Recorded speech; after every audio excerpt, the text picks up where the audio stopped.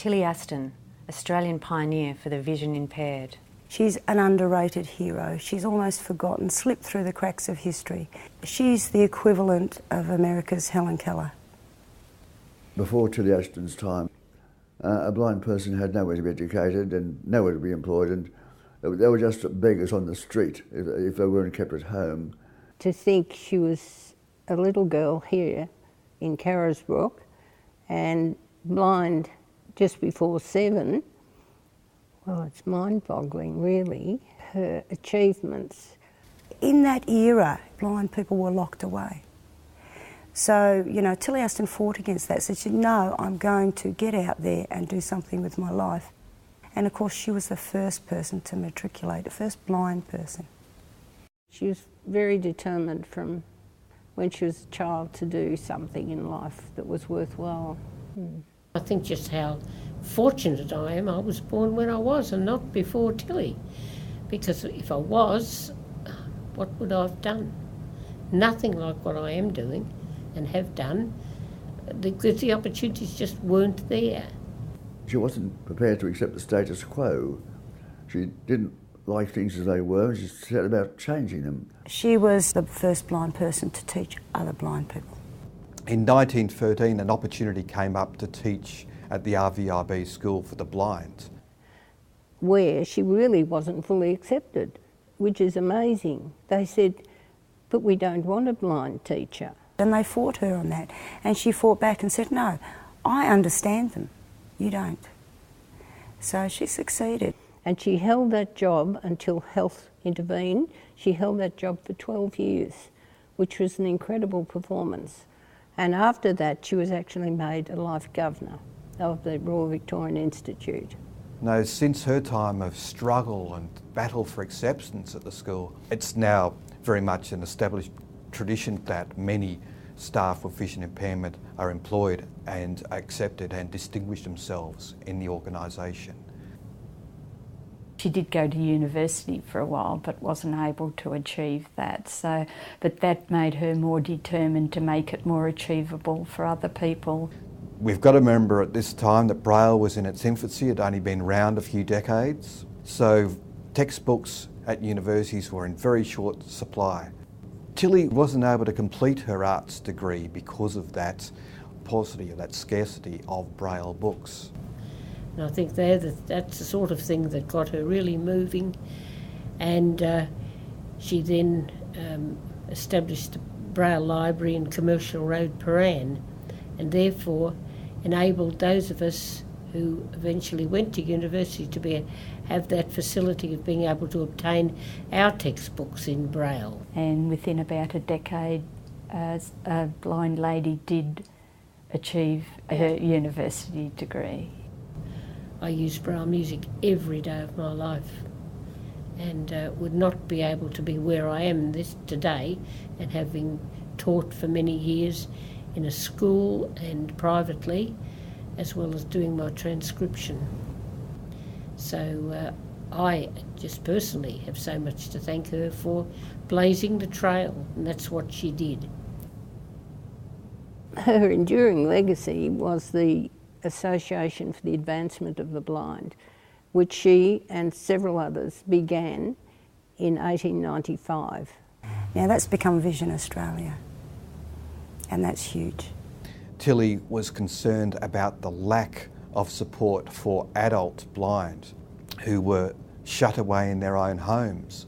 They were incredibly isolated. They had no social functions and very few friends.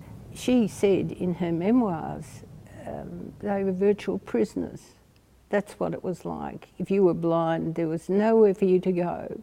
And so this prompted her to think, what can I do so that people can get outside and see what the world is like?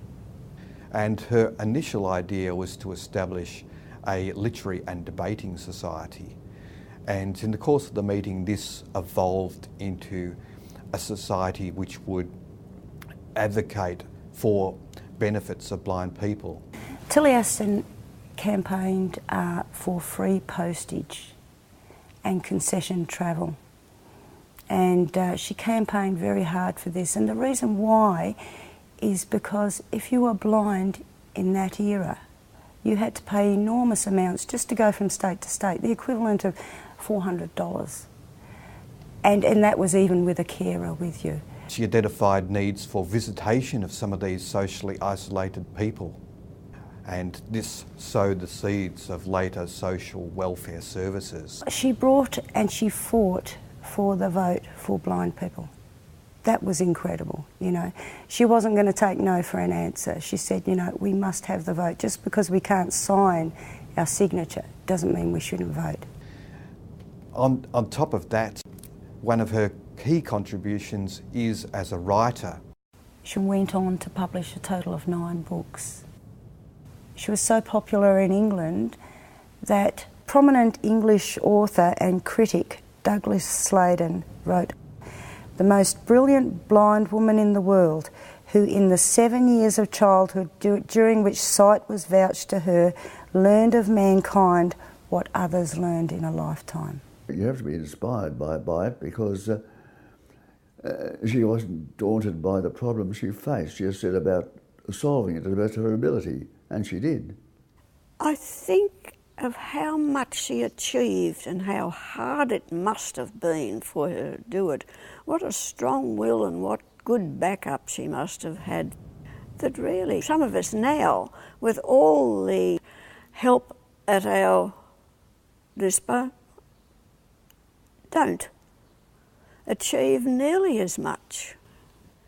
I never actually met Tilly, but my sister did meet her. My sister was only little at the time, and Tilly answered the door, and my sister was standing behind my mother's skirts, and Tilly said to my mother, "Who've you got with you, Lily?" And my sister never quite understood how a blind lady could know that she was actually in the room. Tilly was at the golden wedding of Uncle Jack and Auntie Sophie. Although I was small at that time, I can vividly remember watching this lady and thinking, she doesn't sound like anyone that can't see. And she was, "Oh, Ethel, you are looking well." And looking well meant that those gentle hands sort of went over the face to catch up. And then, "Oh, is this Jackie?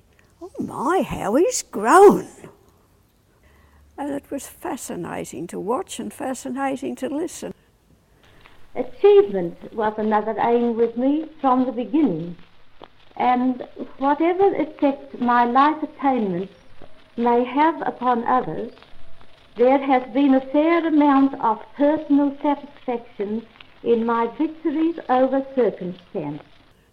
She is an amazing woman when you think in her day so few women were able to achieve anything. She was blind and poor and lived in the country. I think it was an amazing thing that she did. Tilly Aston was born in Carisbrook, Victoria in 1873 with vision impairment. She became blind by the age of 7. Some of her key achievements are as follows. In 1894, she founded the Victorian Association of Braille Writers, later to become Vision Australia. In 1895, she established the Association for the Advancement of the Blind, now part of Vision Australia. In 1901, her first book, Maiden Verses, was published. In 1902, 2 issues Tilly fought for were successful. One was voting rights for the vision impaired, the other free postage for Braille material. And in 1934, Tilly received the Jubilee Medal from King George V. The Maryborough Midlands Historical Society acknowledges the support of the Victorian Government through the Community Support Fund and the Public Record Office of Victoria in making this project possible.